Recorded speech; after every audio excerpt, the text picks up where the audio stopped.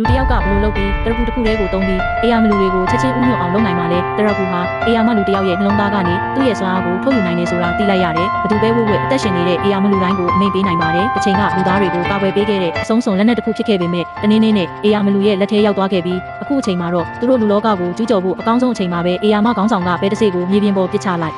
တဲ့အခါစက္ကန့်ပိုင်းအတွင်းမှာပဲအေယာမပဲတပင်ဟာကောင်းကင်ထဲကိုပြစ်ပေါက်သွားတယ်ပြီးတော့အေယာမလူတိုင်းဟာအဲ့ဒီစီကိုအပြေးလွှားသွားပြီးပဲပင်ကိုလုံးဝကွဲပြားတဲ့ဥတီချက်တစ်ခုစီကြီးထွားစေခဲ့တယ်။ဘာလို့လဲဆိုတော့မိုးတိမ်တွေအောက်မှာလူလောကရှိပြီးအေယာမလူတွေဟာပွဲတော်အတွက်အသင့်ဖြစ်နေပြီးသူတို့ဟာဒီရေလိုင်းလိုတောထဲကနေထွက်လာပြီးလူသားတွေကိုပရွက်စိတ်တွေလိုခြေအောက်ကနေခြေမှုပစ်လိုက်ကြတယ်။ဘရင်တောင်ခေါင်းပြက်လူနီးပါးဖြစ်သွားတယ်။အေယာမခေါင်းဆောင်ကမင်းသမီးကိုသူ့ဖို့ယူမယ်လို့တောင်ကတိပြုခဲ့တယ်။ကံကောင်းထောက်မစွာပဲအေယာမနွယ်ပင်ကြီးကရုတ်တရက်သူတို့ရဲ့လမ်းကြောင်းကိုပိတ်ဆို့လိုက်တယ်။အဲဒါကြောင့်လူတိုင်းထွက်ပြေးဖို့အချိန်လုံးလောက်ရခဲ့တယ်။ဘရင်ကတစ်သားတရားပေါ်ကိုအပြေးလွှားတက်သွားတဲ့အချိန်မှာမီးတောက်မီးရှံတွေတောက်လောင်လာတယ်။စက္ကန့်ပိုင်းအတွင်းမှာပဲကျုံးဟာမီးတိုင်းတစ်ခုဖြစ်လာခဲ့တယ်။ဒါပေမဲ့ဆွဲတရားအပြေးအဝပိတ်ခါနီးမှာအေယာမခေါင်းဆောင်ကဆွဲကင်လိုက်တဲ့ကင်းသမားတွေကချက်ချင်းပဲအများကြီးတွေပြစ်လွတ်လိုက်တာကြောင့်နောက်ဆုံးမှာသူ့ကိုမီးရှံနဲ့ပြန်ရောက်သွားစေခဲ့တယ်။ဒါပေမဲ့